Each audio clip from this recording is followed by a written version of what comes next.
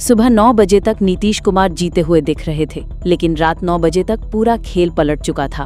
और इस बार पलटी नहीं खाई थी नीतीश ने, बल्कि जनता ने। वो भी ऐसा पलटाव किया जिसकी किसी ने कल्पना नहीं की थी। बिहार के राजनीति में ऐसा चुनाव पहले कभी नहीं हुआ। 2025 का बिहार चुनाव सिर्फ एक चुनाव नहीं था, ये एक जन सुनवाई थी, एक जन विचार था और शायद एक जन विद्रोह भी। BJP, JDU, RJD, Congress, left और एआईएमआईएम सब मैदान में थे। लेकिन इस बार लड़ाई सिर्फ कुर्सी की नहीं थी, लड़ाई थी वजूद की। बीजेपी ने इस बार प्रचार में कोई कसर नहीं छोड़ी। नरेंद्र मोदी की रैलियों से लेकर योगी आदित्यनाथ की धुआंधार सभाएं और सोशल मीडिया पर मोदी है तो मुमकिन है जैसे नारे गूंजते रहे। लेकिन जनता ने पूछा, हमारे लिए क्या मुमकिन हुआ? नीतीश कुमार, जिनकी छवि एक अनुभवी नेता की रही है, इस बार उनकी पार्टी जेडीयू बीजेपी के साथ गठबंधन में नहीं थी। उन्होंने अकेले लड़ने का फैसला किया। लेकिन सवाल यही था, क्या नीतीश के पास अभी भी जादू है? तेजस्वी यादव ने इस बार बिल्कुल नई रणनीति अपनाई।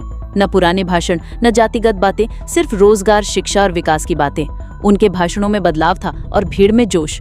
कांग्रेस भी साथ थी, लेकिन जनता जानती थी असली मुकाबला तेजस्वी बनाम बीजेपी है। और यहाँ एंट्री हुई एआईएमआईएम की।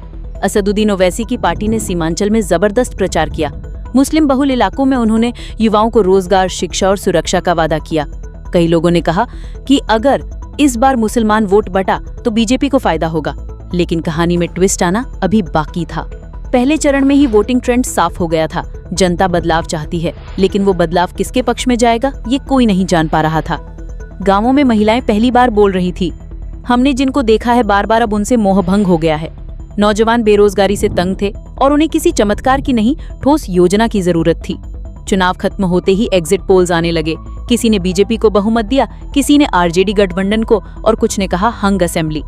लेकिन सबसे चौंकाने वाली बात ये थी कि एआईएमआईएम को 10 से 15 सीटें तक मिलती दिखाई दी। जब नतीजे आने लगे तो हर टीवी चैनल एक ही लाइन कह रहा था, बिहार ने इतिहास रच दिया है। बीजेपी 70 पर रुक गई, जेडीयू को 20 से भी कम सीटें मिली, कांग्रेस को मामूली फायदा हुआ, आरजेडी सबसे बड़ी पार्टी बनी, 105 सीटें, और एआईएमआईएम ने सभी अनुमानों को तोड़ते हुए 18 सीटों पर जीत दर्ज की।